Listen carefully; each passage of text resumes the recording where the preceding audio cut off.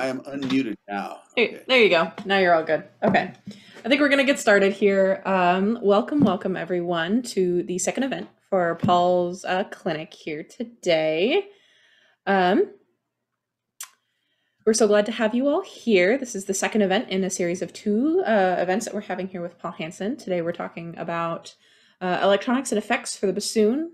Paul is a very well-known electronic bassoonist all across the world. He's performed with Cirque du Soleil, has his own band Un, has written a concertino for bassoon and electronics and orchestra, and if you have seen all of his stuff, it is absolutely insane, and we're wonderfully happy to have him here with us today. So we're going to handle this probably for about an hour. He's going to talk about his electronics, his effects, all of the various things that he uses. We're going to ask that you hold your questions till the end. After that hour, we're going to take a little about 5-minute break, let people take a breather, put their questions together. And then after that 5 minutes, we'll come back together and have a question and answer session for Paul for about another half hour, 45 minutes. So I think from here, we will hand it over to Paul Hanson. Paul, the floor is yours. Hey, everybody. Good to see you. Thank you very much, Ollie. It's good to see you guys. So I'll get started here. This will be recorded, so if anything you guys missed, we can go back to it later or something. But so just trying to tell you guys how, or share how I got started in all of this. And so long ago, it's ridiculous. So notes how this happened. I was a high school musician back in the 70s and in Berkeley, California, and a very fantastic, hotbed of music, creativity. People played in jazz groups, people played in all kinds of groups, rock groups, folk groups, and classical music groups, ethnic music groups, all kinds of different things.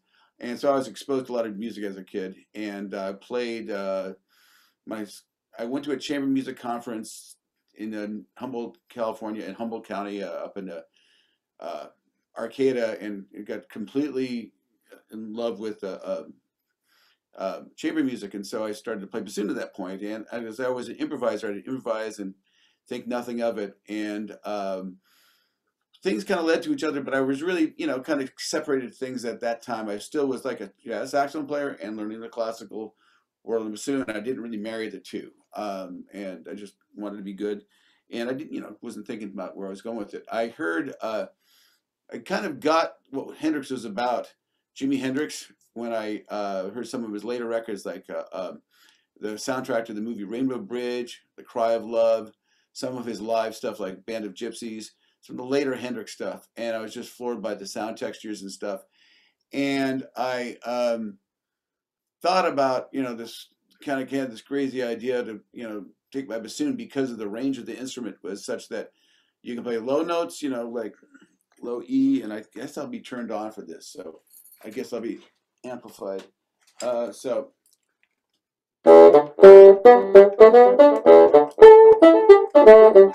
you can kind of accompany yourself, even with, out effects or something.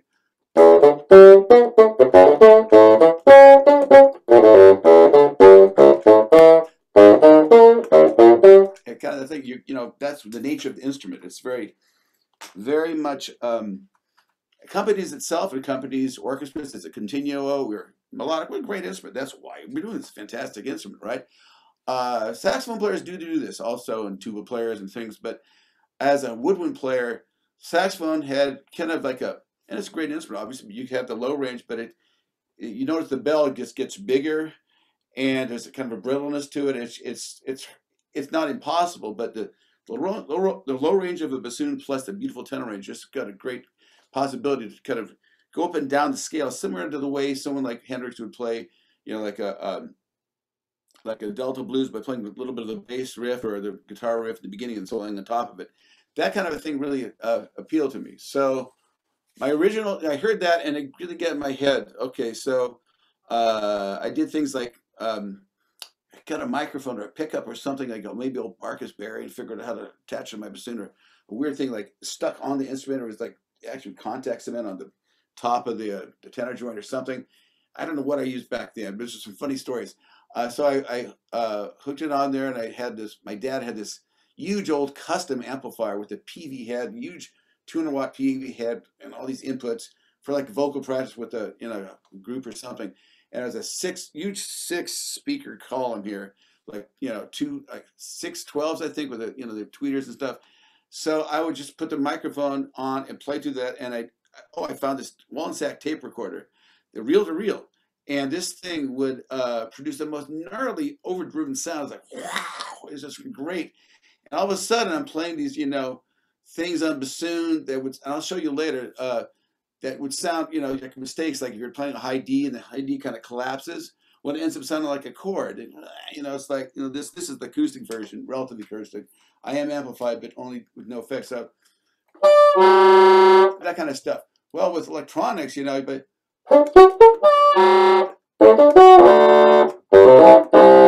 all that stuff. My God, those are chords. And look at me, I can play, chords through overdriven, pedals and stuff. It's just fantastic to get that quality of sound. And I'll show you that stuff later when we get to that point.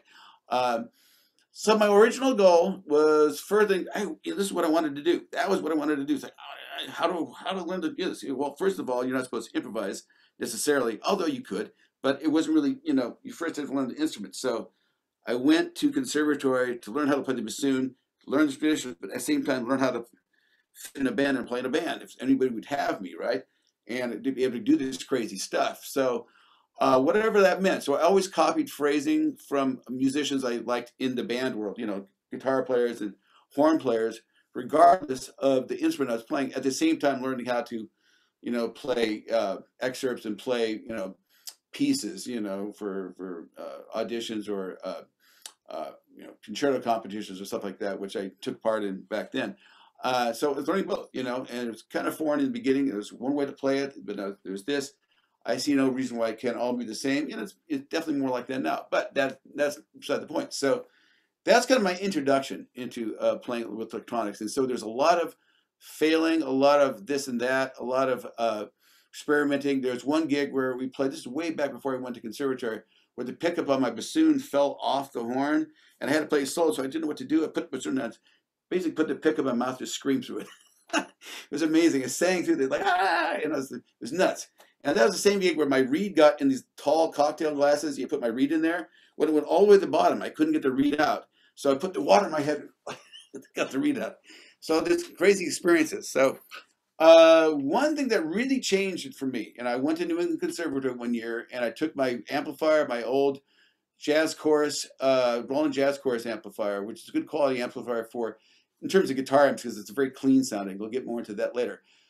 I had my Wallensack tape recorder. I did a few crazy things in New England Conservatory. I would have jam sessions on my own or with some other people there. They were just nuts, just crazy stuff. I've had to get somebody playing the harpsichord, some funky harpsichord. I'd be, it was nuts. And the dean of school, associate dean, said, "Yeah, that really is something. I'm not sure I like it, but that's really something." It was just a lot of fun, but it wasn't, organized. I was still, in classical department. And when I came back to finish my studies at the San Francisco Conservatory, there was this art rock band called Cartoon. And there was a bassoon player named Herb Diamant. And he had this thing called the FRAP, Flat Response Audio Pickup, which was a pressure transducer made by a guy named Arnie Lazarus. And it's no longer in use, but back at that time, Paul McCandless of Oregon used it. Eddie Harris used it. The saxophone player James Galway used it. It was an amazing, it's like being inside the instrument. Really an amazing piece of work. And I used it with the Flecktones later. And I recorded with Bella Fleck and the Flecktones on the record Outbound. I thought they used a microphone on them. If they did not, they used only the pressure transducer, and they got a fantastic sound out of me. But it's a high quality piece of gear, and sometimes it's so high quality that when you play it with like low quality, like guitar amps or something, it doesn't really come up. So this is what that is.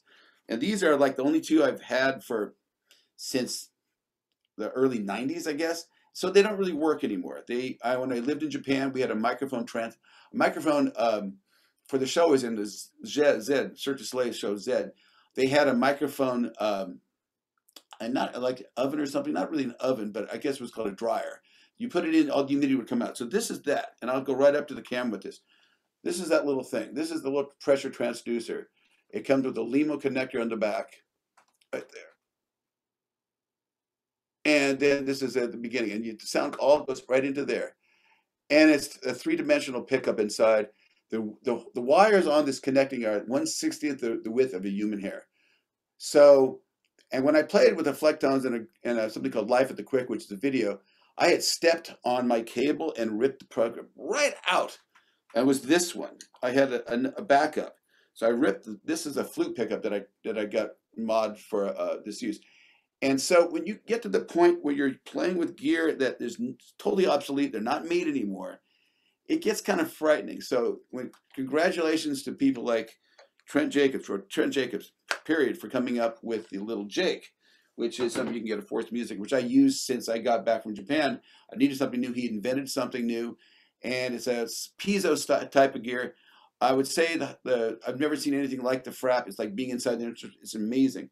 So I had this, going back to 1982, I had this piece of gear, and then I started my whole experimentation, like sitting with bands. I could go up with, sit in, plug me in. Maybe I couldn't hear myself, maybe fail. Maybe I could hear myself, it would be great, it would sound fantastic. A whole bunch of things happened where by trial and error, by going to jam sessions, by going to situations where you're gonna be heard because they can hear you discreetly.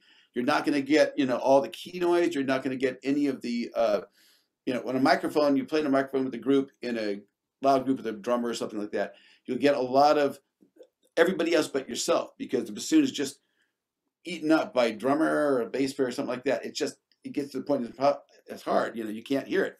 If I had a cocoon to go on stage with or something like that, lived in a little telephone booth, maybe that'd be perfect. Then you get acoustic bassoon with, drummers who can really dig in.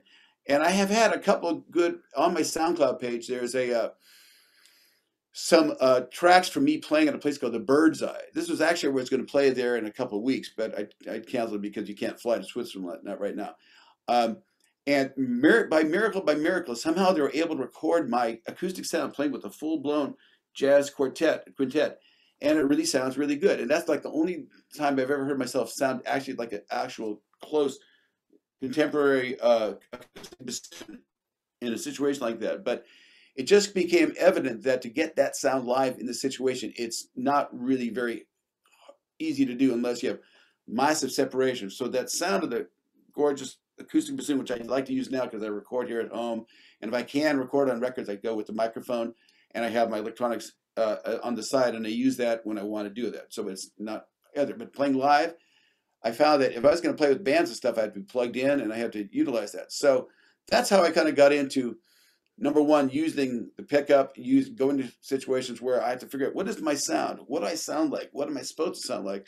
What can I do with this instrument? So there's so many different things. It's really a separate instrument. It's like a Stratocaster versus a Spanish, classical guitar. They're both guitar, but they have different sounds and different ways, different kind of things they can come up with. So that's where I kind of get started. So when I saw this band I mentioned, it was Herb Diamant, and I don't know if you can find any of these recordings, but basically it was a musical group based on kind of like a group called Henry Cow. There was a bassoonist named Lindsay Cooper, who passed away a few years ago, who was in the art rock scene in England, and she played bassoon with this group too. There's some YouTube stuff of her out there. But this guy was amazing because he's playing full-blown bassoon. I could hear very clearly over a full art rock band playing things at all kinds of time signatures and all kinds of textures and stuff. The guitar player with delay, all kinds of things. And I said, oh God, I got to get one of those. So I did get one of those, and I've had like 3 or 4, but they're not made anymore. But that is how I got started, being able to take myself to gigs and put myself in a position where what I want to do with this instrument is playing groups where I can be heard, So when that happens, we have to look at it in a different way, because we're used to, as bassoon players, projecting towards the back of the room, and you should, and that's fantastic. When you are playing with the pickup, you want to be able to hear yourself. So you have to think about monitoring. You have to think about, can I hear myself? Can I hear the full range of myself? And so you get to points where, how loud am I supposed to be? You should be loud enough so that you play a mezzo piano, and you can hear yourself quite clearly, because you don't want to be screaming through the thing at the audience, because that's not the tone you want. Think about great jazz vocalists who can get right on the microphone and speak to you. You can hear their whole head sound, their husky voices, and they're not speaking loudly. They're not projecting to the back of the room. It's a different sound model. It's like right there, you hear this beautiful sound. So You know, if I'm turned off, it's one thing, but being able to get close to the instrument, you know.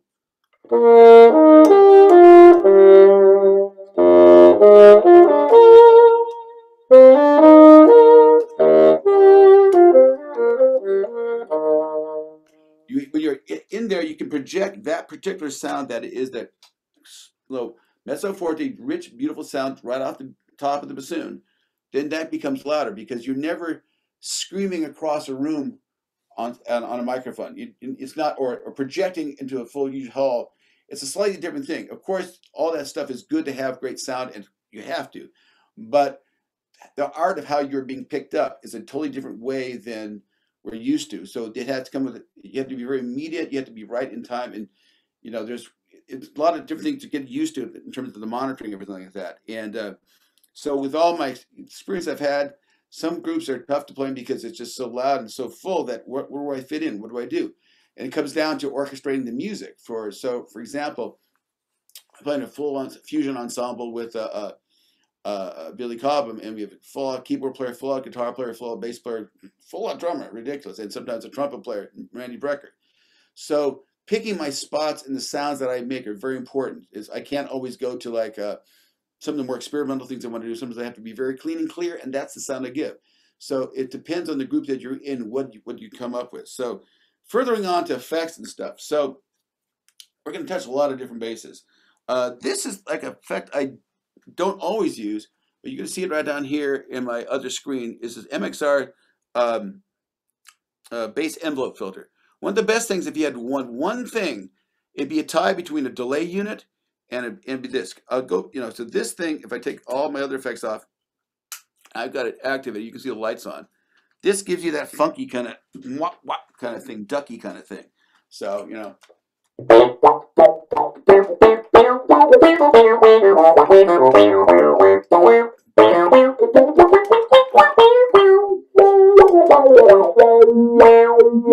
The wow wow is all velocity. So if I no little less velocity, it kind of closes the envelope, and more velocity, it opens up. So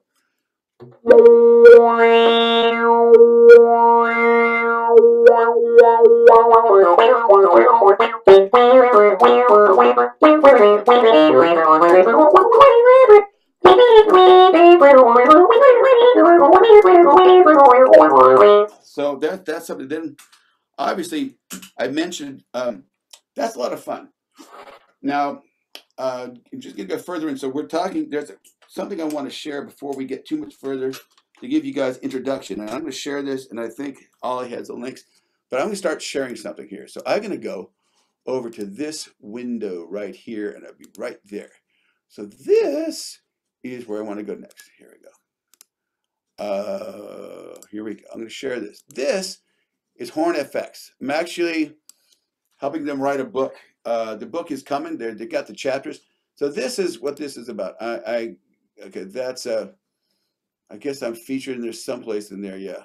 So this is an intro mic is a mic I'm using. We'll talk about that. I'll show you how it works and all that. That coming up soon.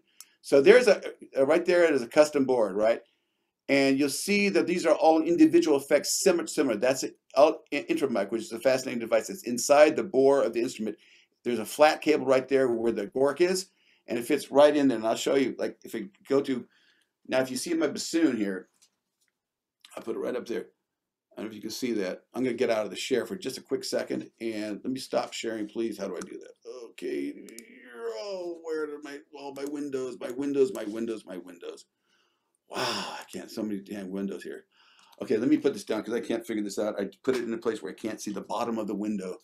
Where am I? No, I'm over here. I didn't mean to be over there. Okay, whoa, stop share. Stop share. There we go. Okay, got it. Thanks. So, here, let me put this closer. So I'll take it apart. Basically, the microphone is at the end of this little cable right here. There's a flat cable that goes up along the cork. So it's coming up inside the bottom of the vocal where the cork ends, just facing up into the vocal. It does not block the sound at all. So.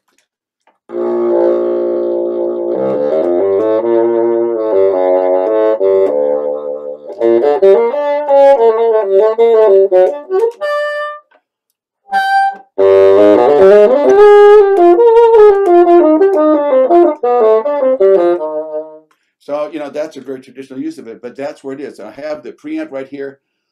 And it has a lithium battery for camera battery. That's about 300 hours or something like that. And so I've hooked it up there through with this little thing that comes with it, this little cable, because I just find it very useful to be right next to the mic. I don't want this mic dangling off of something else. I want, if something's going to go, I want this to come off, not something in there. So I'll take it apart a little bit later and show you more about it. But that's what I'm using right now. And this is the little Jake back here. I've used this. It's a little fantastic. So my little Jake cable is a little bit longer. So these are just what's out there. These are not the Forrests, but this is what these two pickups are fantastic. So this is now available for it. My cable is a little thicker. I just like it that way because it just feels. So there's that little opening like there. It's similar to the other opening for the frap. And so when you have a vocal, and the frap was this way too, you have to have it drilled. And I've had this great Lightsaber bow for years. No problem. It doesn't change the bore or anything like that. It doesn't, because with the hole right there. And what you do, you got to look at this real closely, or you can get the threads wrong. It's just go like that. Voila. Then you have a vocal go like that. So there is the advantage with the intermic is that you don't have to drill in your vocal if you don't feel like it. And I've nicked, the Huckle vocals that have this, it doesn't change the vocals. You just have to have, I guess it's a 10, 30 seconds thread or whatever it is, but you have to have that. So I can't go around, without the little thing on there if I can play acoustically. That's how it is when I play acoustically. So that's that one. And then I don't know if Forrest sells this yet. I think there's another pickup, a preamp that comes with it. This is another one that I really like is this preamp gives you tone controls because the little Jake has a lot of low end on there. You want a little bit of low end off so you can go into the color and the tones up there. And I lost my knobs. But basically this is a $100 preamp, and it's possible Forrest sells it. I'm not sure. You can correct me. Okay, not yet. No, I guess not. Okay, so it has a bunch of different features, but it's a very simple, easy to use piece of gear. And you hear Trent Jacobs play it, sounds fantastic. So those are the two things to use. So going further, so I'm going to go now into I told you about the delays I'd use if I were just starting, right? So the other thing I would use is space and time and space. Because we all know bassoon doesn't exist just dry. I mean, you're usually in a situation with a room, right? So here's a very basic setting. So coming from just totally acoustic, I'm going to show you something here that you see in my other video, this thing down here that I'm pointing with my foot at. What I want you to know is there's a way in this particular thing. This is called a Line 6 Helix LT. Line 6 Helix LT. It's a lighter version, but it's still great. I'm going to share a screen of what it looks like on the inside in terms of the programming. And we're still talking about one type of effect, but in order to do that, I'll have to show you, more of what this is about. So basically, I'm going to go play a straight sound, and I'll share this screen in a minute. So first we have this thing right here. Right, so with a little reverb, you have this, and this is, you can add different time, you can have different steps. So this is like a reverb sound.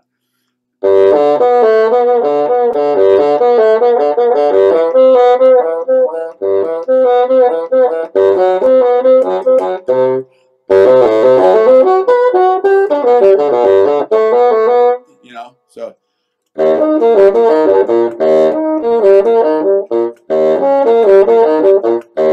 so forth.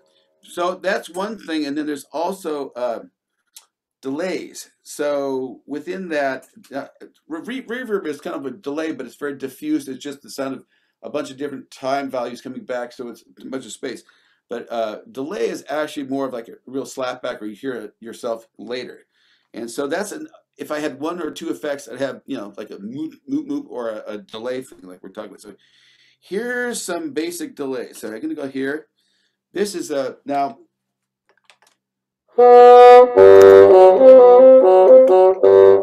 There's a time value.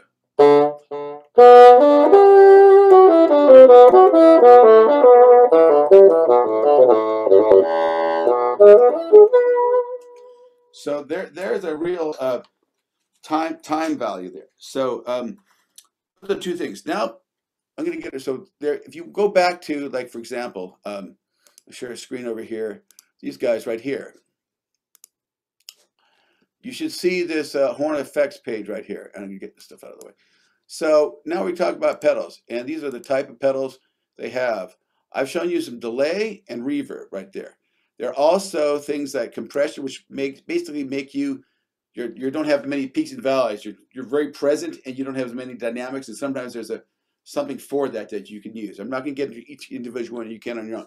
This equalizer. This really kind of helps your tone if you don't like the tone you're getting with your pedals. Like maybe the microphone with the pedal sounds too bright or something like that. But you can bring this down here. You can take some of the higher end off there, and different frequency do different things. Now we get into filter modulation and stuff like that. We'll talk about that in a second. That we have the delay. I think that the envelope filter was one it's down here. Let me find the envelope filter. Do they have these here? Huh.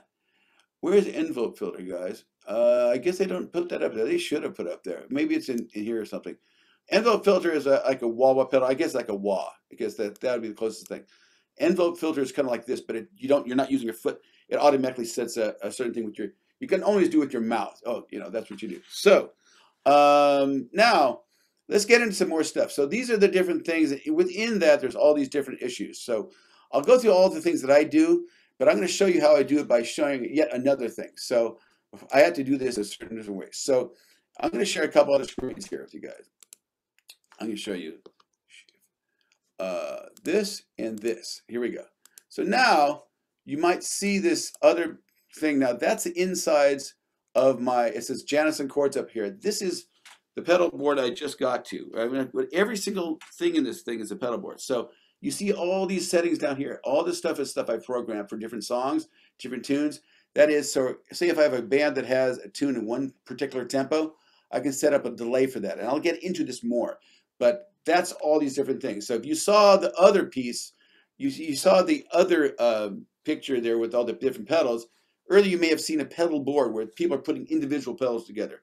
That has a certain great sound. You get the right pedals, but you're kind of glued to those pedals and what they do. That can be fantastic. I like multi-effects because I can have ultimate control of it. So many different things. So here we go. Not only do you see what I'm playing, I have a FX loop for outside this. I have a modulation. I have this, all these different things. These are all at one point in time pedals that I played with on my own that now I have in a multi-effect pedal. So I don't have to get an individual pedal for modulation. I don't have to get one for pitch. I don't have to get one for amp. So this is a unique one because there's also, it branches out. It splits off in another way. So I have an EQ for pitch because this particular pitch thing, which I'll talk about in a second, will also have a weird sounding EQ. It's a little too chiffy, too digital. And I was able to, with Trent Jacobs' help, say you got to set up an effects loop here and that particular one effect has to have its EQ change. So I did. It comes back in here, and then it's all that. So I'll show you when I hit on different pedals. Like now, you might see in my foot, I'm touching something, and that affects different things. So this is a completely straight sound. This is kind of like the one patch I play with all the time. When I play with bands, and often from my previous experiences, the less freaky in the beginning when you're working with other people is good because you want to hear the bassoon sound just sound good. You just want to hear delay, beautiful bassoon delay, lots of space and stuff like that. I have some beautiful spacious stuff I'll share later, but basically for this one, I'm doing something like this.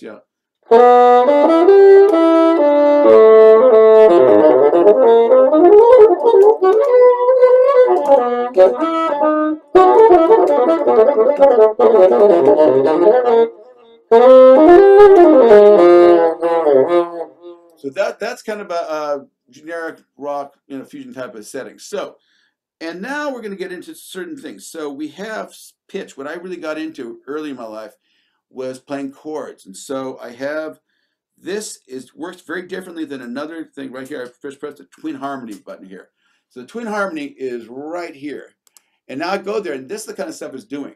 You see, I have programmed this in different ways. I don't want to pen it, but it's a D flat minor pentatonic scale. It shifts up by a fourth. It levels this.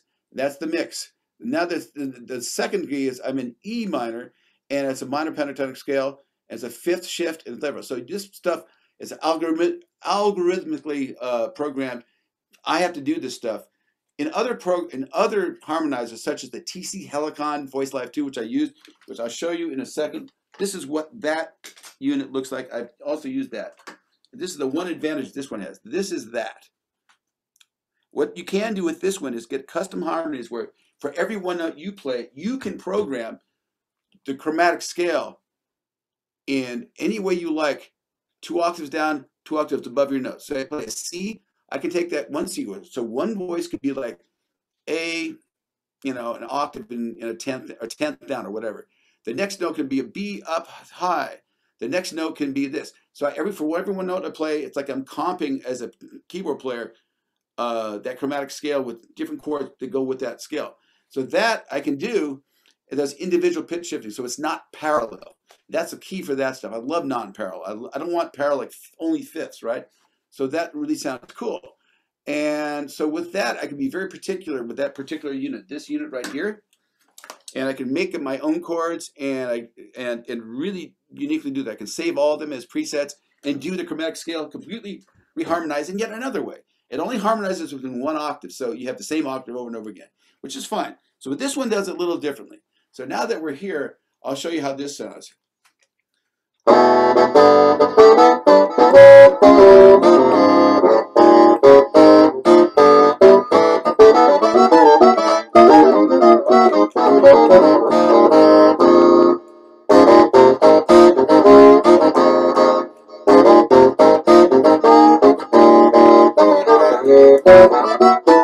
that's a unique kind of sound, right? So there's that. That's that particular sound. Now there's also other harmonies where I just want an octave up. So this is where that whole other loop comes in. You can see the routing. So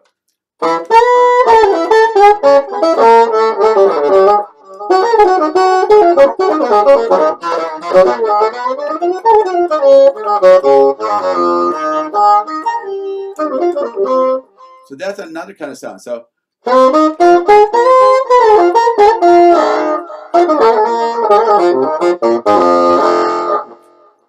and then we're going to get some more stuff. So I can turn that off now.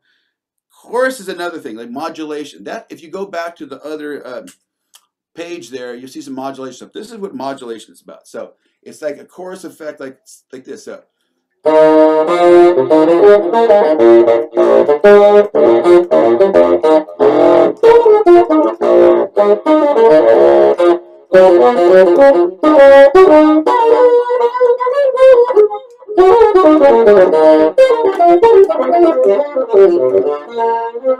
so it's very thick, and there's a chorus here. There's different ones. There's like flanging. There's like a rotary speaker, but this is the one I have. It's called chorusing. Basically, all modulation effects are chorusing or flanging or rotary speaker sounds or something like that. So.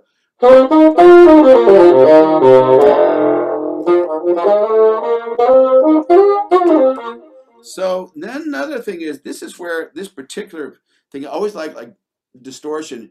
This is the hardest thing for me to use in a band so far. I've done it, and it's very hard to get the right, because what you're doing is you're taking your signal, and this is a very dynamic pickup. So.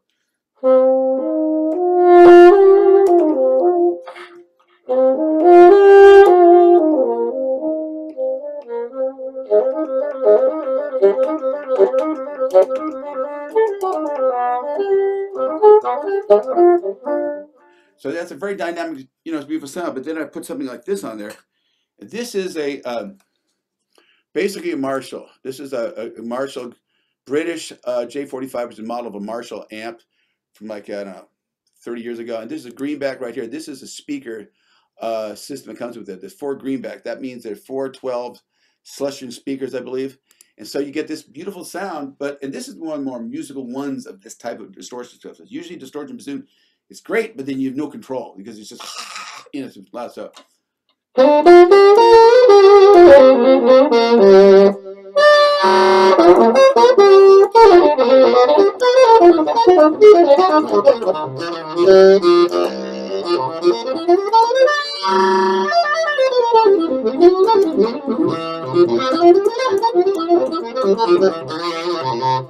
Then you put the chorus on it, so.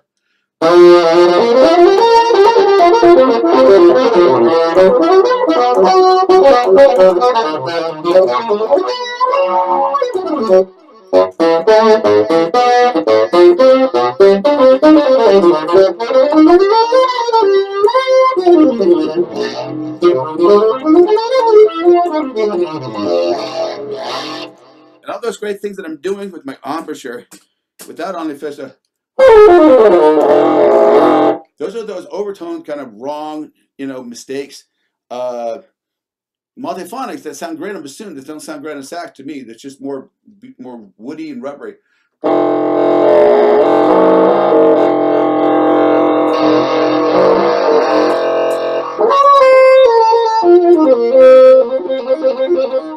And then also, with some of those effects, playing wrong with the bassoon sometimes has great consequences in terms of, I'm not saying to play wrong on purpose, but the little things about bassoon and way maybe set up will help for certain things, like things that we'll call hammer-on stuff.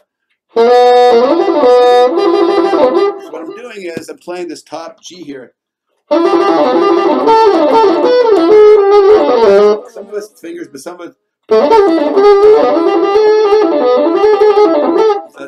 over here. If I didn't do that, it kind of sound weak, But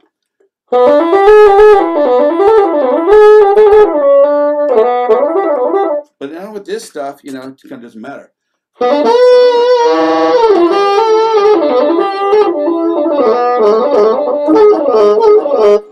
And so then with the chorus, all that stuff is deeper. And then I forgot to even mention the octave. So here we got this. So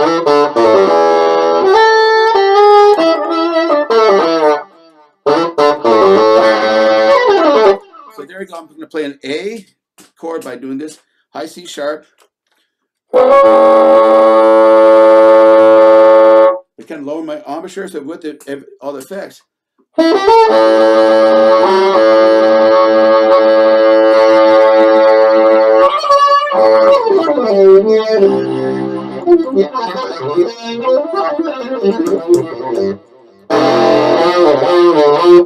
There's also things like, with the open holes on a bassoon.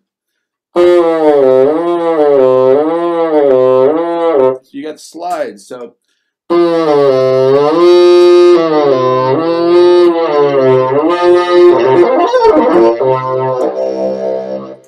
those nice rock and roll kind of things that are real fun that I have used in times. So there's that. Now there's also ways to put everything together. So example, like, let me think of something good. I'm not sure I can think of anything incredibly happening right off the top. Let's see what I do here. So I've got this looper here. And I don't know if it's going to show on one of the, if you see it, I'll stop sharing the video for this thing for a second so that you can see this thing here, which is the looper pedal.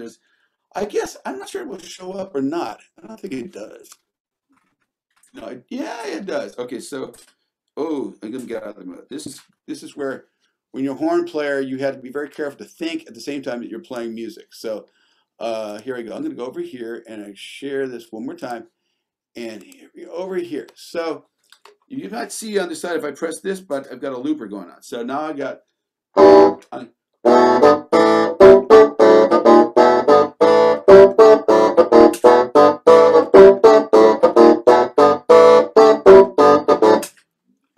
Don't have it going. What did I do? Why is that not happening? Okay, that was bizarre. That should work, no problem. See, what do we got here? Why is that not working? I wonder if it's bypassing something or something. That really always works. That's really strange. Okay, so let me try this again.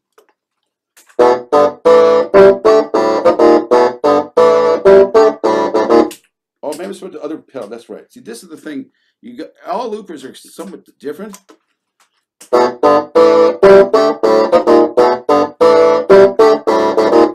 No? This is kind of freaking me out a little bit.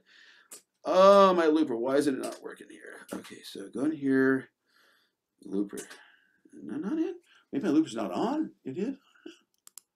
Yeah. Okay. See your view here.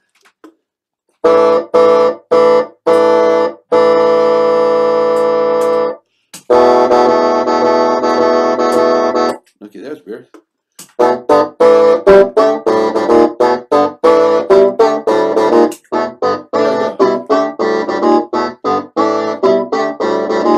Now you notice, I'm going to stop this because the whole secret of looping, and I'm not a greatest looper. Okay, I understand it. It's just really have to be good in terms so you're not sitting there setting up your song in front of an audience waiting to hear the whole tune or the whole thing.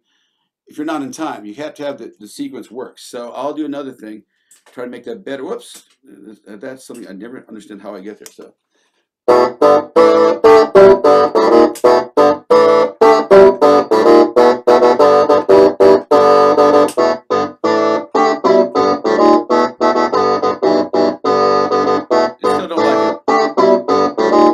Stop that because it's still not right. So it's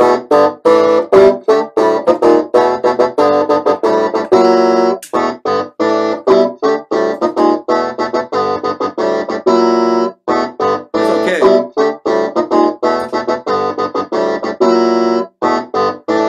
Then I play on top of it.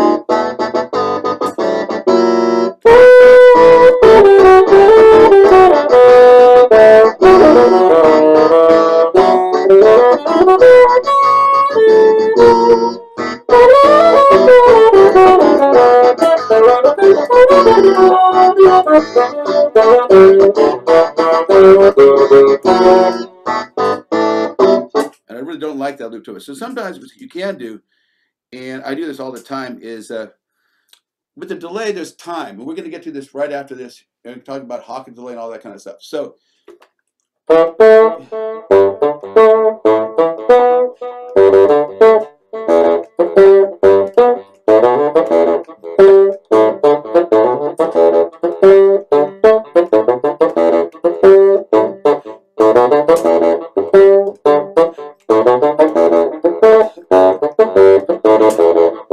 there you go. It's better time. So the time is better.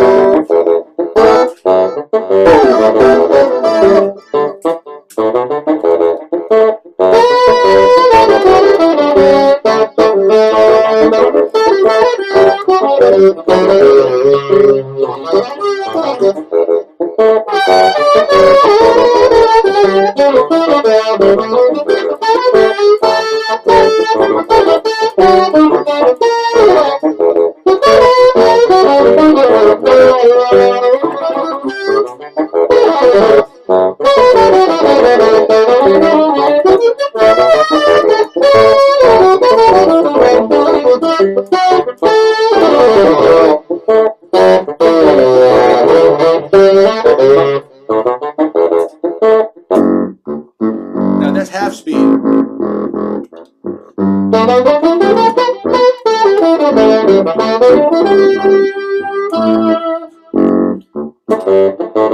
This is backwards.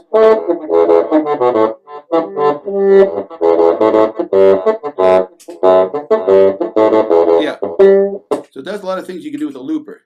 And you got, great loopers really know their stuff. They're really in tune with their technology. And I'm okay, but I'm still kind of an old-fashioned guy where it's just, you got to see how it works. Everything has to be set up. So we can get into something else. We can get into delay stuff. And I know that people heard a lot of my Hawk and delay stuff, and how the heck do I do it? So I'm going to go to another share and stop the share right here and go to something else. I don't think we need the technology so much at the moment, but what we do need is over here. There's how to convert milliseconds into time. Okay, so I'm going to show you this thing right here, and this is key. Okay, this is a key here. Yeah, there we go. So now we're talking about this thing right here. So right here, I have a lot of delay stuff, and this tells you different things about your delay, because everybody's heard me do this kind of thing. So I'm going to do something real fast, and you've heard this before, and for some reason it gets a lot of attention. It's really cool. You can play with groups that have good time, and you can do this with the group if they're if you're hooked up with people. Right? So.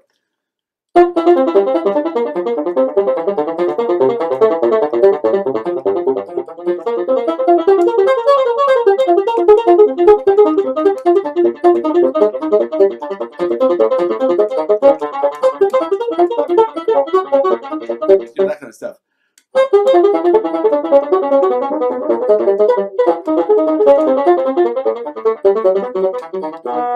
So how does that happen? Okay, now you see in here, it really helps to know what tempo you're going and different things. What I'm doing is called a dotted eighth note delay. So an eighth note is that, and 16th note is that. If I'm playing with 100, you want something kind of in there, like you want an eighth plus that delay to get that kind of thing. So here's a video. Whoa, that's not what I want to share. I'll have to go right to the actual video. So I thought I had that already. Oh, it's over here. Great. So let me do new share here. And I'm going to share this particular video. I believe it's this. And here we are. So this is a video talking about the hockey delay. So if I have no delay at all, I just like that. But then it comes out this way. So you see this video talking here. It does play. But basically when I'm playing over here like this, what comes out, if I play my delay right, is that. So then you see something like, you'll see something like this come up and when you play. So when I'm doing something like a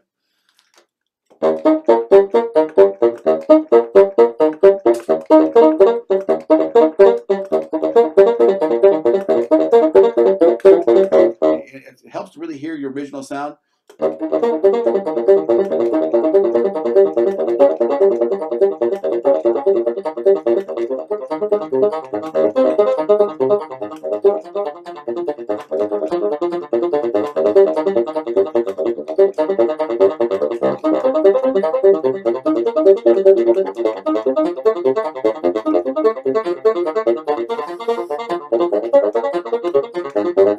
So forth, right? So that's real fun. It doesn't, So this is a good video. I think it's copied, but I'm sure we can find a way to share it later. But this is a really good how to get started with that particular thing.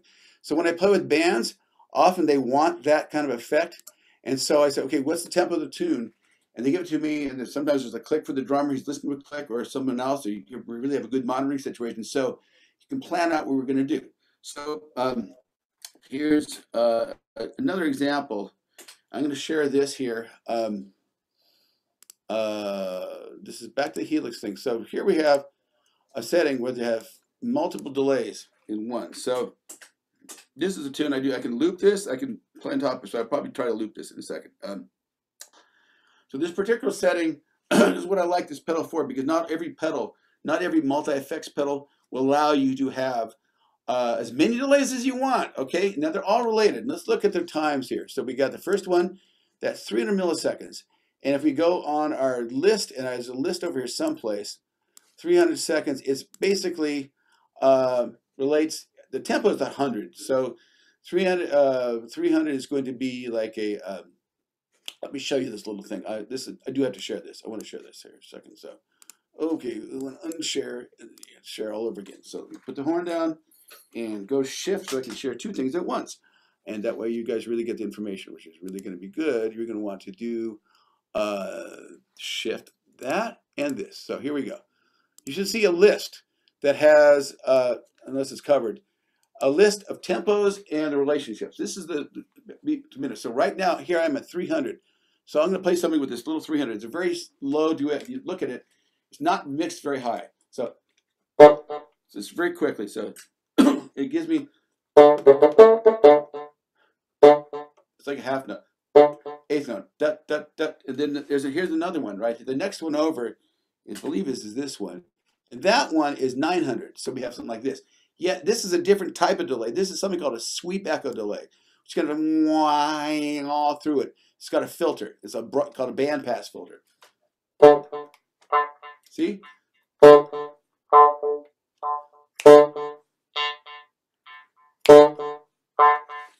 Then you have another one here. This is another relationship to that note. This is 450. So it's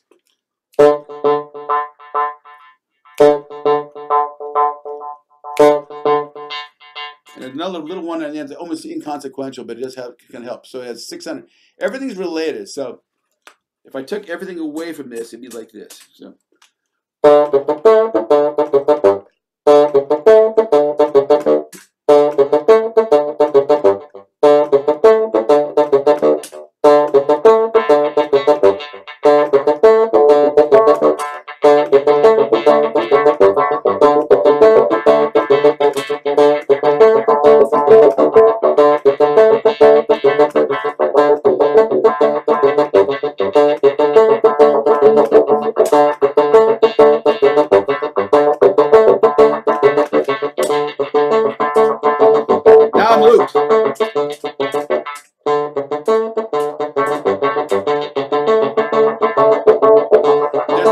in here. So.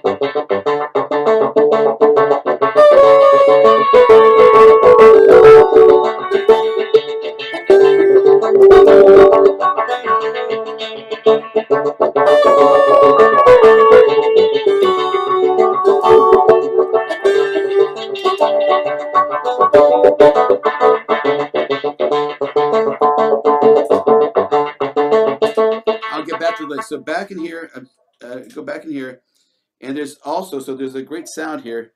Remember I talked about things like harmony and stuff like that. So harmony pedals, everything, we have this. Oh,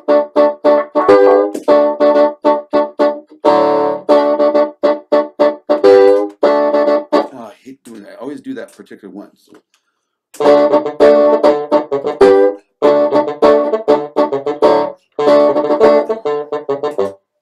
Sorry, get out of the middle there.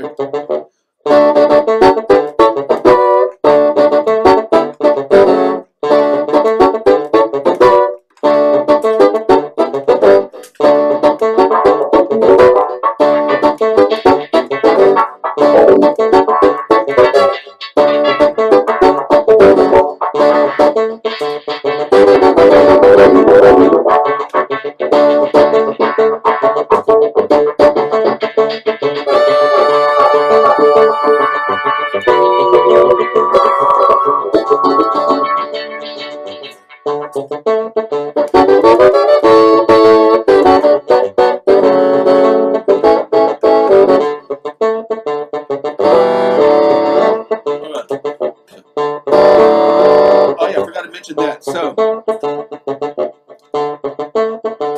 there's another feature here that's really cool. If you look at my feet, there's this expression pedal. That affects, if you look here to the pitch thing on the other screen, you see things change, right? I'm changing that with my pedal. So what does it do?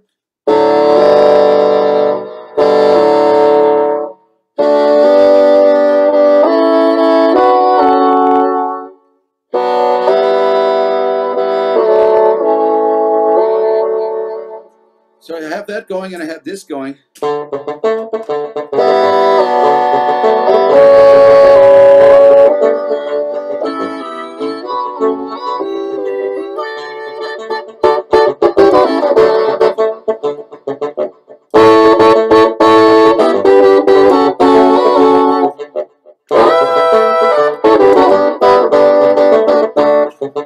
So I can get out of the mode here.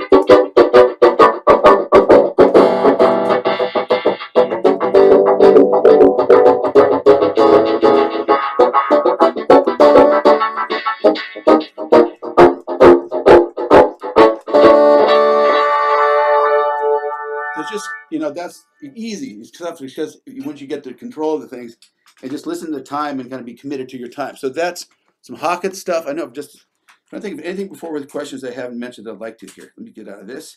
The looper, and the loop will stay there on this particular pedal if you have other patches that have a looper involved. But I don't think this one has, so I'm just going to, I don't care if I lose it. So a bunch of different settings. This is kind of cool here. This is kind of fun. I think this is still there. No, is it? It didn't go away. I don't really need it for this one. I have to make a new loop. But, so I have this one setting, which is a pitch wham. So what a pitch wham does is I play it like this. It's basically a, I can probably utilize the pedal with it, but I don't. But what I like about this is an interesting pitch echo delay here. So this is this. It goes up a fifth.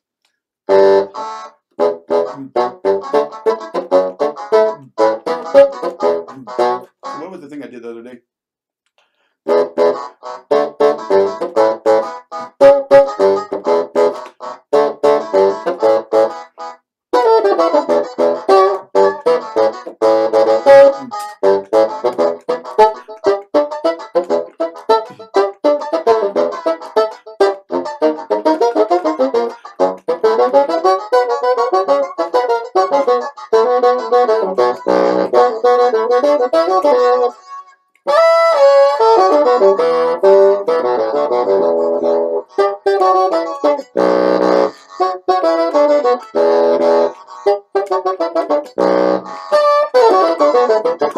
The great thing about delay is it gives you a drummer. It gives you time.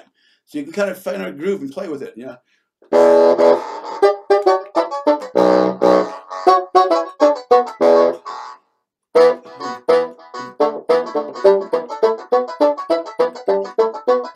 And that can be, depending on where your time feels, it can be a number of different pulses. So last couple things here. There's one beautiful thing that I really like that's in here. So beautiful delay. So this is really long delay, but very textural. So this is really nice. So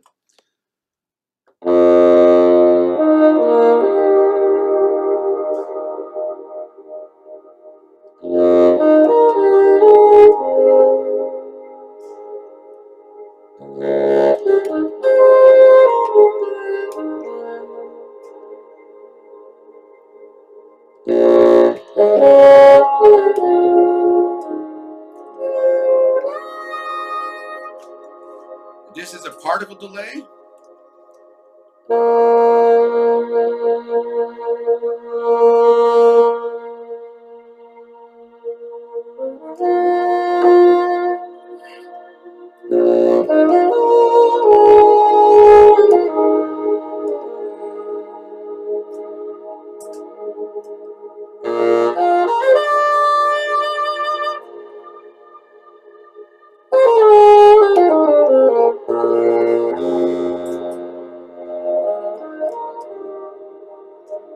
It's a great sound, you know?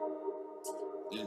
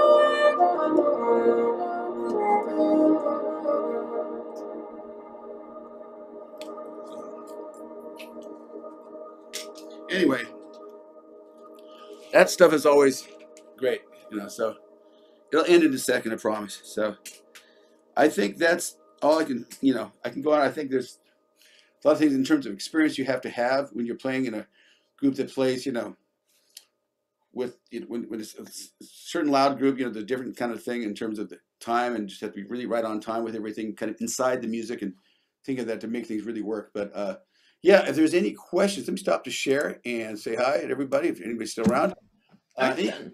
Yeah, any questions? I think what we're going to do is we're actually going to take a 5 or 6 minute break, allow people to kind of like process a little bit, and then we'll take questions after a 5-minute break. All right? Okay, sure, no Right. problem.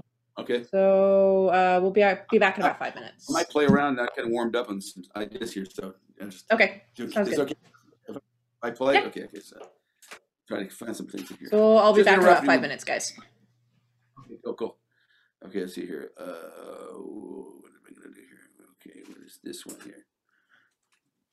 Yeah.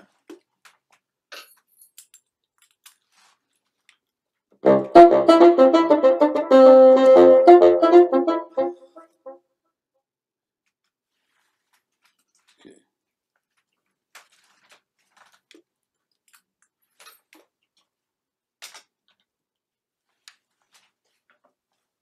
Oh my God.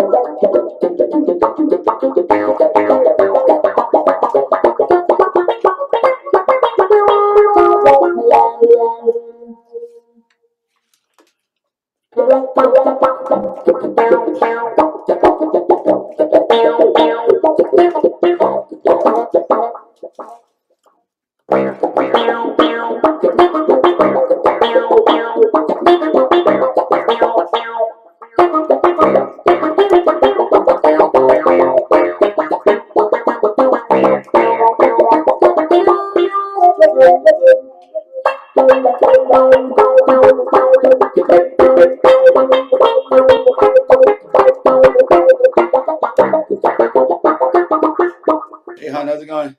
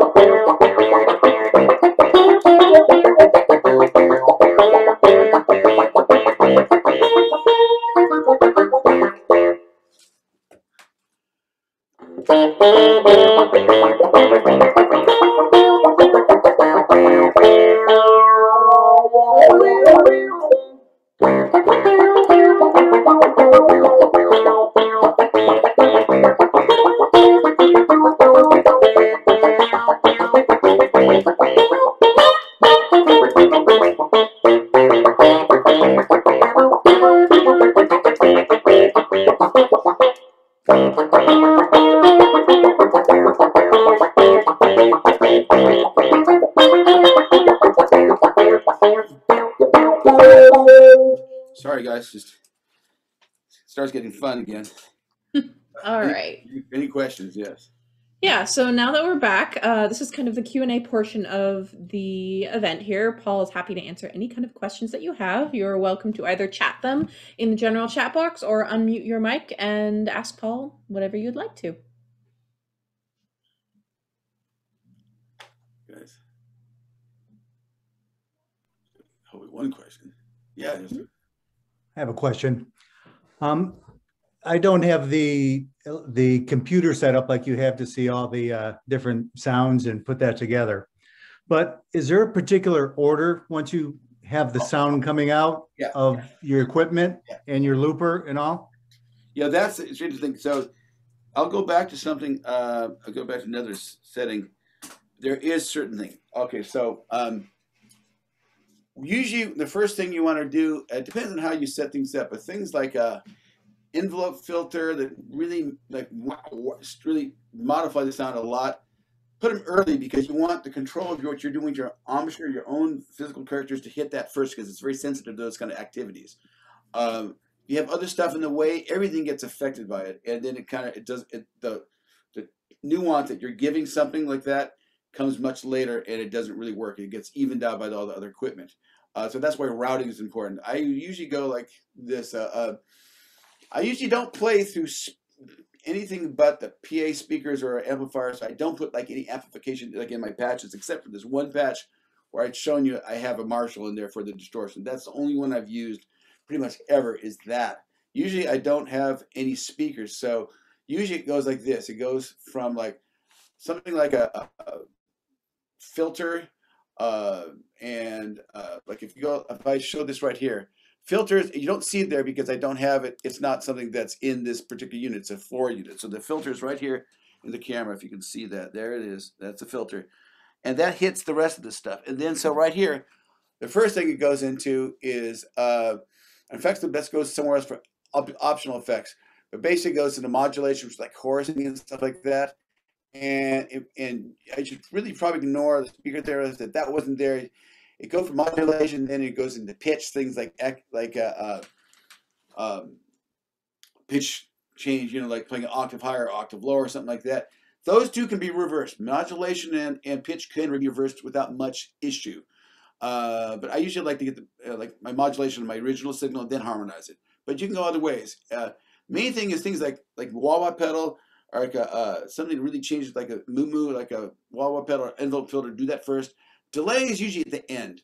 Don't put delay and then go through pitch. You want delay to create that last thing you hear before it goes off in the ocean. That's usually, so if you see everything here, delay is at the end, okay? Reverb and delay is at the end. Things like envelope filter and modulations at the beginning. And pitch, so the pitch comes kind of in between all of that, but it doesn't come, nothing comes after delay for me. It just doesn't make sense. You can have a weird sound and delay it in a weird way. You don't want that. Hopefully that'll answer your question, I guess, Mark. Cool, thanks. Any other questions? Hope so. Stop the share here. I don't know how many people have tried. So everybody here has played some electric bassoon or something, or tried to? What are your experiences? Like, what is, is it all really a lot of fun? Has it been interesting playing with other people? Do you do much with other people in here? I don't know, but that's what I'd be interested in finding out, is what your experience is when you play with other people and what kind of situations you've played under. Playing in a contemporary classical situation is probably more rewarding in the beginning because the sound level difference is not as supreme as it would be if you're playing with in a venue with a drummer and electric guitars and bass player. Just they live on a different sound level oftentimes. So whatever your experiences are with that. I usually go with like if I just sit at my board, I go to sitting, it's just usually something like this, or I'll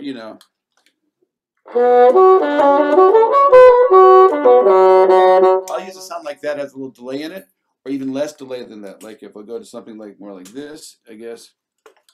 I'm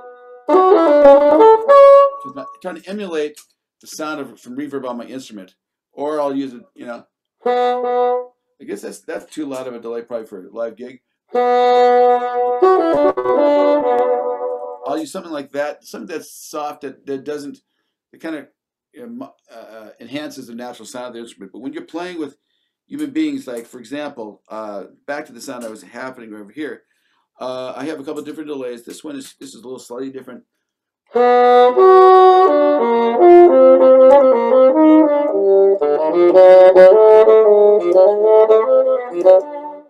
That's in some ways, right now, if I was playing with a couple, that may be a little bit of a loud sound. So I go down here and I'll show you what I do by showing you that one more time. Is show you the edits. Is you go over here and just very simply, and I'm gonna go touch it, so that shows you what I'm talking about. Maybe the mix is a little hot, so I could always go down here a little bit less, and so maybe down by 12, 10% or something like that. It's not so bad. So you just hear a little bit of it. You know, it depends on what you're doing.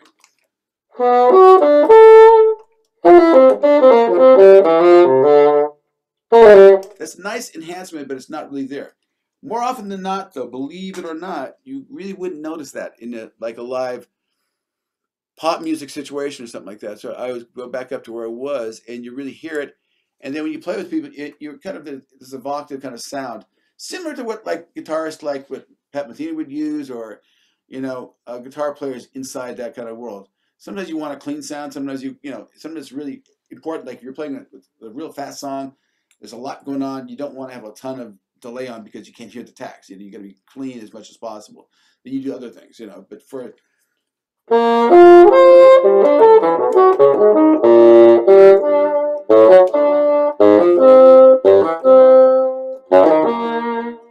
and so there's that, in terms of getting started, those nice two different, something spacious to have a space around the instrument is a really beautiful thing to play with. It just, you want to hear that tone in that delay. It's really nice to kind of hear it back. Any questions? Love it. I hope I'm all open for questions. Or any more questions? So, I've got I'd love to know what two your for you, experience Paul. is. Go ahead. Hi. So you got into all of those cool, like really detailed settings through your interface on your computer. I'm wondering if all those are accessible from the pedal itself, from the Helix, or do you have to take a laptop on stage with you? No, you don't. No. You just go to the screen. But I wish, you can't really see here, but this stuff right here, this is a display right here. So if I go here, right down here, what I just did, all this stuff under here shows me a number of different things. So right here, and let me tilt it so you can see a little bit better here. Hope I don't really ruin things. But see, the reflection is horrible. Man, oh God.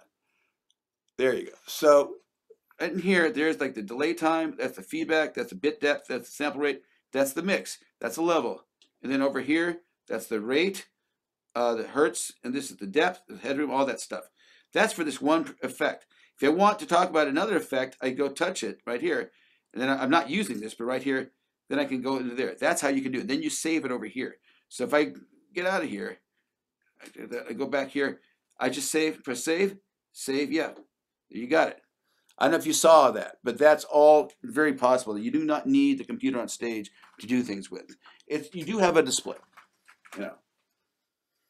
That's fun to do. I'd love to know what other people are using. Like, for example, Kristen, what are you playing? Kristen, or what are you using? If you want to chime in, if that's okay. What do you use with your setup? I'd just like to know. There's all these people out there doing this stuff.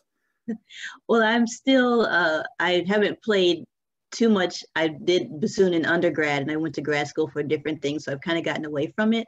But I do have a little Jake and I have an M13. Oh, yeah. I have one of those too. Yeah. Yeah. So do you ever use a synth mode with that at all? Or No. Okay. There's a lot of stuff going on in there. It's small screen. Yeah, it's really hard to see. Mm-hmm. Yeah. Cool. I can ask you guys questions and I'll make it fast. But so, Jonathan, do you do any of this kind of crazy stuff, or what are you up to? Yeah. I use also the little Jake, and I have a Boss GT10. Oh yeah. And I think that I can make a lot of weird sounds, and it sounds a bit like extreme sometimes. I don't feel like I get that kind of subtle sound that you can get with the Helix and stuff, but I think it's fantastic to just now. Okay, with the little Jake, let me say this. Yeah. It's great setup. You have to roll off a lot of the low end. Yeah. And to the high end. There's an EQ curve. So there's something called global EQ that's in the global settings. So what you have to go there and I don't have the exact number on my head. I can try to find it. But you just have to roll off a lot of the low end because it can sound really boomy if you're just not careful. Yeah. That's why if you have a little Jake and the preamp they have that comes with it is nice, but it's not really detailed.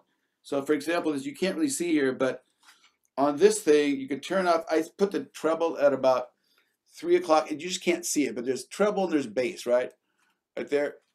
And so there's a little, you take, the volume to a certain level. I don't take the volume all the way up. I take it about 3 or 4, and I put the treble at about 5 and the bass at about 3, maybe a little more treble. And that helps a bit. And then there's also other things you can do. If you're going to a bigger pedal, they have global EQs like this one and the Line 6. The Line 6 and the Helix have global EQs. So that's very important. Global EQ really changes everything. So everything can have a better sound. I definitely roll off the low end. Let me see if I can find a way to, I don't want to erase it, but if I can figure out how to get there, I might be able to do this. Hold on a second here. Okay. Can I share this at the same time?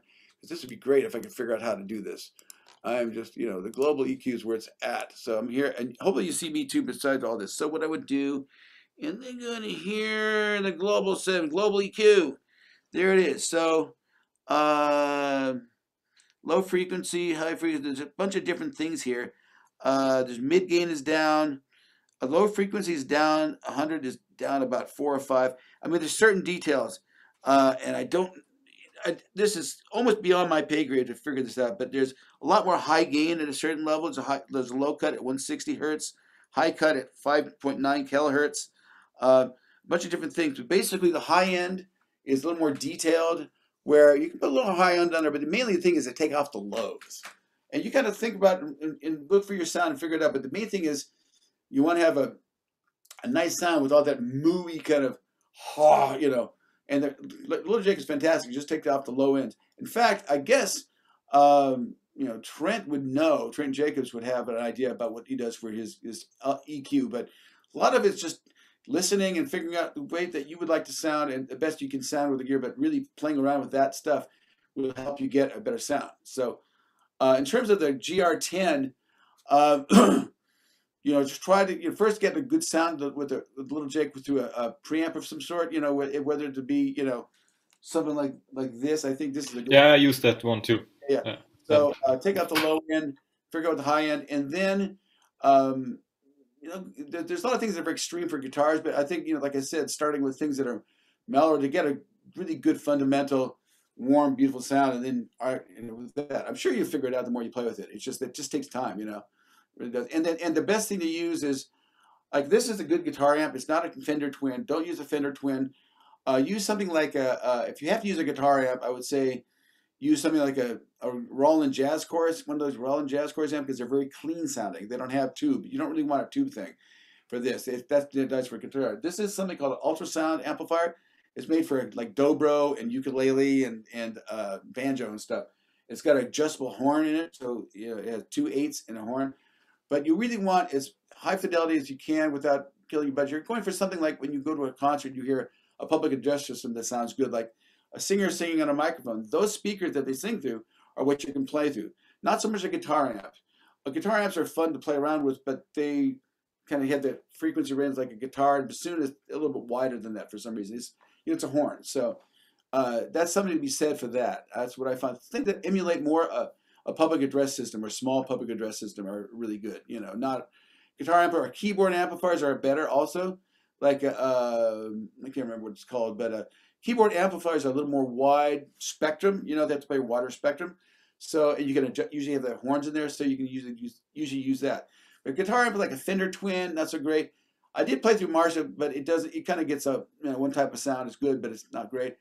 So that's kind of how with speakers, but that'll help, and that'll make your experience a lot more enjoyable because you're playing something that actually sounds good when you're doing it, and not just something weird and freaky. You don't want to be just weird and freaky. We have a lot of that can be easy, but it's just to be something you can fit in with other people. That I want to play with that sound. Like I want to play with this lovely. Let me get out of here. Oh, where am I? I am over here, and I'm back over here, and then I'm over here. You want to play something that's lovely sounding.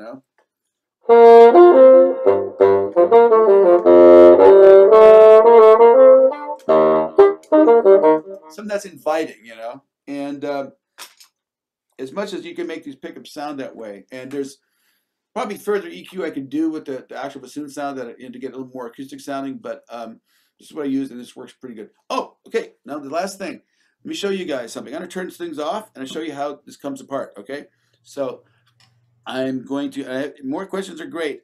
I just fantastic that people are interested in this. I think this is a fantastic thing for the instrument, and they're like I've heard other pieces being written for, you know, contemporary music with bassoon and, you know, percussion, orchestra, guitar, you know, whatever. It's all great. So what I have to do though is turn. We do have one more question, real quick, Paul. Oh, go for it. Yeah. Ooh. So we have a question here in the chat from Mano Mano. It says, I'm experimenting with mixing Little Jake and an instrument mic. Their mic is a Shure Beta 98. Because I feel that the sound of the Little Jake is not enough natural in the sound. Do you have any advice on making this setup better?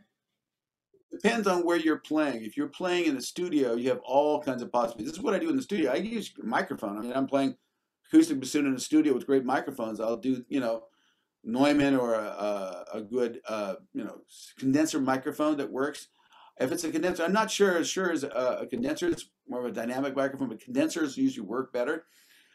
Small capsule or large capsule, small condenser microphones. You can't really put a microphone through some of these pedals because they're really not designed for pedals. You can go with the guitar pedal I'm using. It's a guitar pedal, but this particular pedal right here, I'll put it in down here. This is more for vocalists. In fact, there's a mic jack right there. The problem is you'll get some of your sound in there. You could try it. I don't know if you can do both at the same time. I think you might be able to. I'm just not sure of that. But I would go this. I use the pedal only for effects and crazy stuff and get a greatest sound you can on your microphone, but you have to place that thing in the right place. And for me, if I'm not playing with a band, it's a little different than when I'm playing with a band. So I have a microphone up here. I can't really set, but somewhere like about right here, I don't know, it's like a little bit off this side of the instrument, but kind of facing at the instrument. So it gets a lot of this stack. And that's what's going to be heard all the time. Sometimes two mics would be great, but if you facing down this way, you get this sound. Experiment around. You can find ways to really get the sweet spot of a bassoon, the tenor range, some of the low range. Your low B flat may be off your grid that way because it's just facing a different direction. You'll hear some of it, but you'll lose. You just won't get everything, you know. So that's where you can get some of that stuff. You just won't be able to affect the. Sure, it could lead to like feedback and all kinds of problems that you don't want.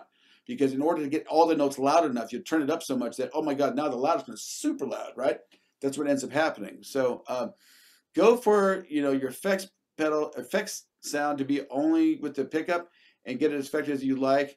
And then for a straight sound, just get the straight sound by itself. And maybe that can go through a public address system. Maybe someone can put a little reverb on it or something, a little, delay or something. They say, I have a mixer to input 2 signals, and then I plug into my Voice Live 3 into the line input. Beta 98 equals a clip condenser. Oh, well, then it works. That can work. Good luck with getting all the notes to sound equal. I mean, that's the hardest thing, right? I mean, that's the toughest thing. Now, this is really interesting. These particular microphones, I mean, to me, they sound more natural, a little more natural than the Little Jake, but I've also heard Trent sound fantastic playing Little Jake, and he's got a great EQ curve. What he's doing is great. So the interesting thing is, why is that? Well, say bassoon has all these different spots that the air comes out of. When you're hitting a microphone or someone's ear, those different parts of the bassoon are hitting your ear at different times. That creates the pithiness that we know about bassoon. Now, I put this as a good microphone right in there. It has only from one spot. So it sounds more like you don't hear all that pithiness because it's only from one spot. And that which gives it some more of the less, bassoonistic type of things. But it's actually what it actually really sounds like there. That's exactly what it sounds like with all the notes. But you can hear it all equally, but you just don't get the pith. The pith, again, is the slight delay of notes coming in from slightly different times throughout the whole stack. That's where you have the kind of throaty, whatever you call the bassoon quality. It's the slight different times hitting the microphone. That to me is what it is, and it's a little bit the phase issues that comes with that. So, but that's part of the beauty of its sound. This doesn't have that. I mean, you can try that. The good luck with getting everything to be heard equally. You can, I think Trent has talked about ways to do that with like a what do you say before? Some kind of things like oh my God, noise gates, some kind of thing, or limiting noise gates at certain frequencies or something like that. You could do that, but that gets really complicated, you know. Yeah, that's the best I can offer to them. This is going to be the question forever: is how to get that completely natural sound with just something like this. I'm not sure it is possible, so you know, it may be in the future. We'll see. So that's the best I have. If there's no other questions, I was going to show you guys how this comes apart. Any other Just questions? for the attendees, I'm going to drop Trent Jacobs' website in the chat box so that if you had any questions or you wanted to specifically talk to Trent, then you can find him here, and he has some links that talks a little bit about the Let me tell you Little something.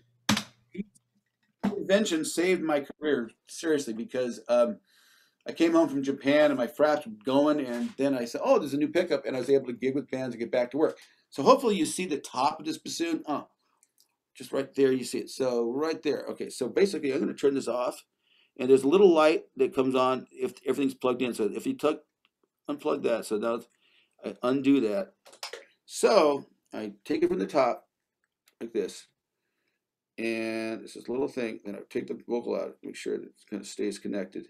It's going to stay connected, just like to do this. There it is. Right there like that. All that sound comes from that little thing right there. So wet is needed to dry it off. But that's little element in this little cage. It didn't, I could be low B flats. I don't notice any difference, you know. If there's any problems with myself not being able to play today or something like that, it had nothing to do with equipment. It's all my fault. So it's nice when you can rely on it. This has been fantastic. Again, there's that thin cable that goes right up along the vocal right there. It goes right in there. So this is, there it is, this little thing right there. Yeah. Pretty amazing. Paul? So yes, go ahead. So what's the scoop with that intro mic? Is the bassoon version going to be commercially available? Because they still only have it for clarinet and sax. No, they do have it. You got it right, and it is available. People are getting it. There's some European guys.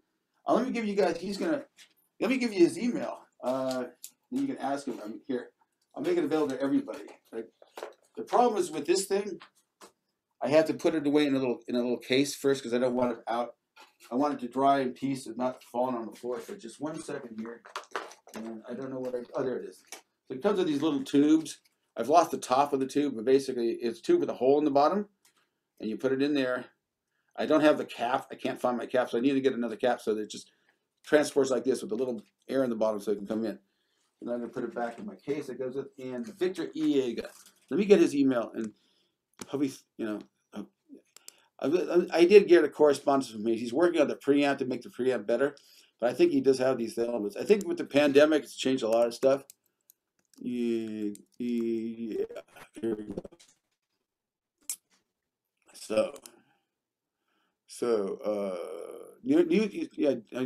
I don't think the new model is under development. Wholesale price. He's, you know, definitely more business have, I think, the better. So no, I'm not trying to write him an email. Sorry, let me copy his email. So here he is. This is Victor Iega. Press. Yeah, and so that's that. Now there's a little thing about the intermic somewhere, I think, on the internet. Let me see if we can find it. Intermic. Google.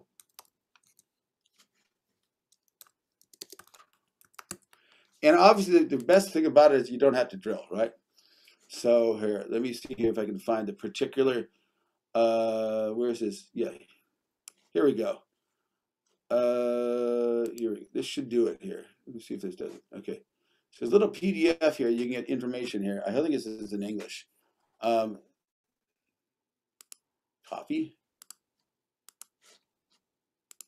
And it's possible. I'm not sure if there's a big difference between the saxophone one and the bassoon. I've never tried the saxophone one with the bassoon. It's just a little slightly different, but it probably is a little too big or something, you know. So those are the links for that particular device. But both are great. And, you know, so I have some people who, you know, like the Little Jake more. It gets a little more low end. In some ways, for some effects, have a little more of that low end is better, actually. For some distortion stuff, it's really incredibly beefy, incredible sound at some point. So, I mean, Trent does fantastic work with stuff. So they're both there. I think it's definitely that Trent is a little less expensive than the Intramic, but you know, this is kind of where things are at this time. So remember, and you got all these effects are all fun to play with. One is almost like its instrument to itself. And so, like I was talking to someone the other day about, I did an interview actually for Line 6. I'm going to be in a blog coming up in about a month on their website, users blog or something like that, pro blog or something. But you know, we'll get another guest on there. We're gonna have Theo Travis, a saxophone player from England, who plays Robert Fripp and stuff like that. Said that when you hear a guitar, electric guitar, you don't think of just electric guitar. You hear the equipment with it. You know, like the electronic effects. You know, so that's all part of the learning curve. Learning how to use that stuff. It's not just instantly put on this magic suit and you're better. There's more pitfalls, more things that can go wrong. I've had hilarious situations where I've pressed a pedal and there was a drum machine that came on a completely different tempo that's in this pedal. What? And it completely, how did that happen? So sometimes you get happy accidents, but usually you don't have happy accidents. Usually there's like, oh my God. Or my other I had this harmonizer. I think it was this one. It may have been this, but not. But if you turn it off, this one right here, if you turn it off and you're in a harmonizing patch, you get like MIDI feedback, and I plugged it back in or turned it back on. I just go to solo, and all of a sudden there's this horrible sound, like a chord that's not stopping. It's played through the whole solo. It's, oh my God!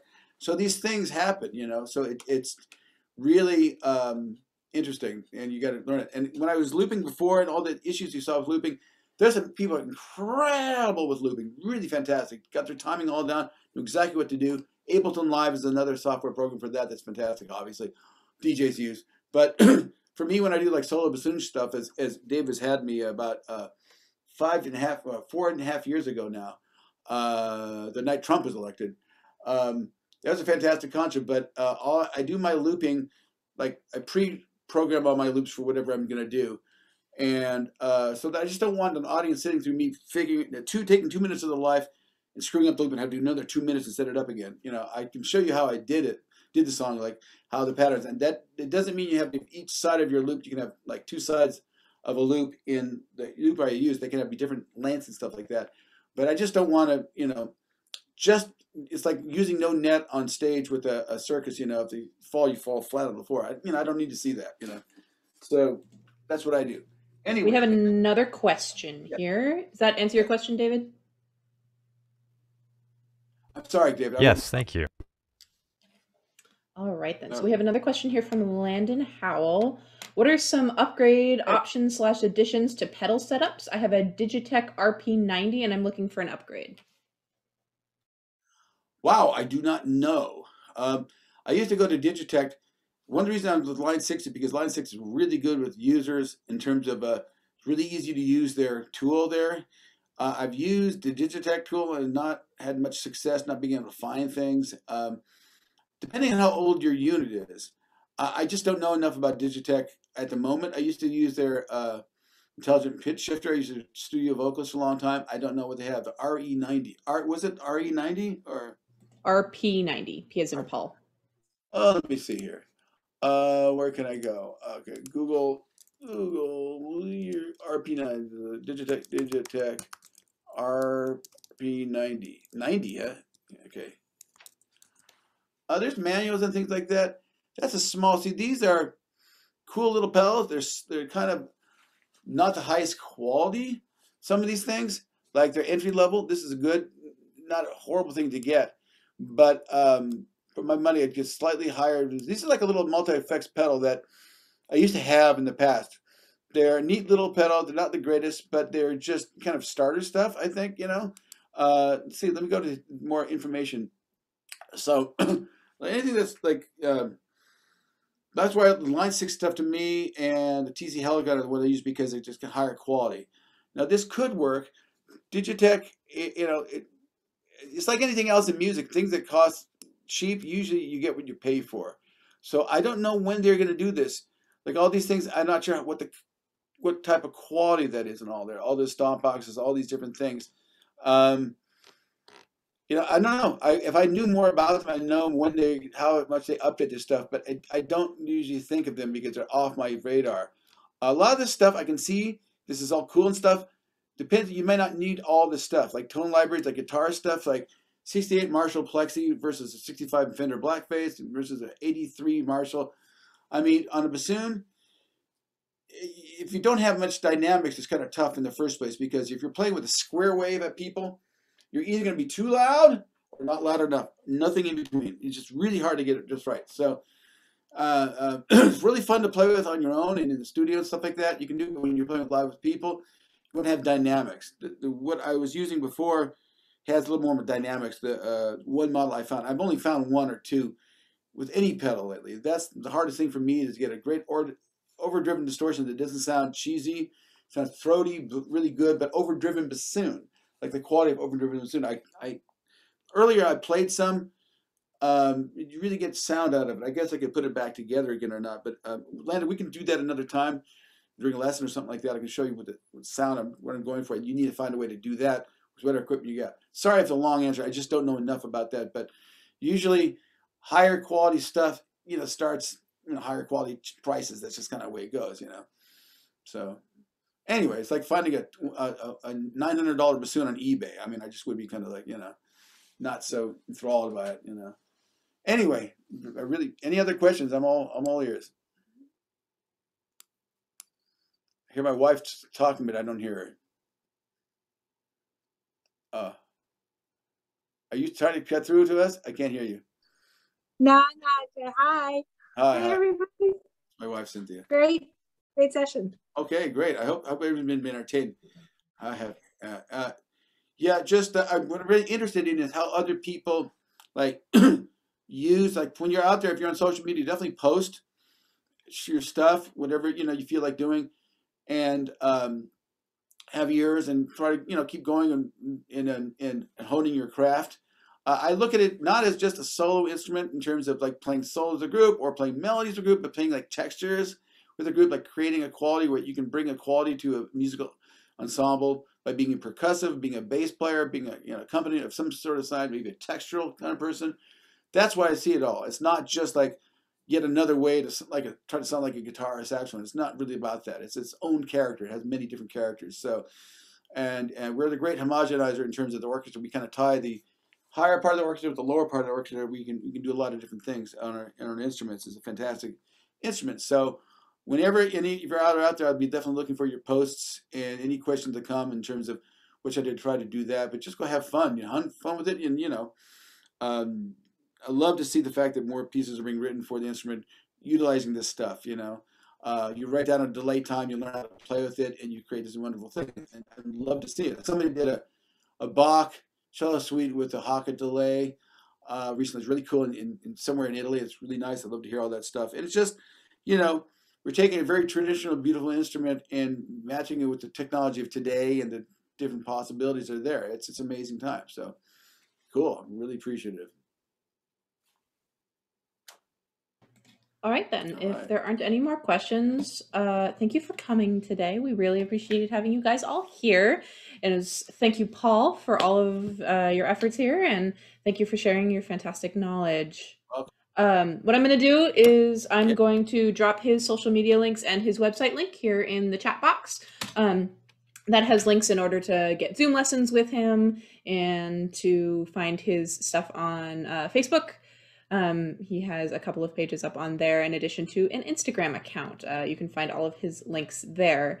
If you go to our website, www.forrestmusic.com, you'll find all of the gear and books that we carry for him. He recently released a book called Jazz Training for Bassoonists that talks all about how to improvise on bassoon as a jazz bassoonist. And I think he's working on some other things, and we'll be posting them as it comes along. So take a look at our social medias over on Forrests Music and on Paul's to find out more about him. Thank you guys so much for coming. We really appreciate it. All right, guys.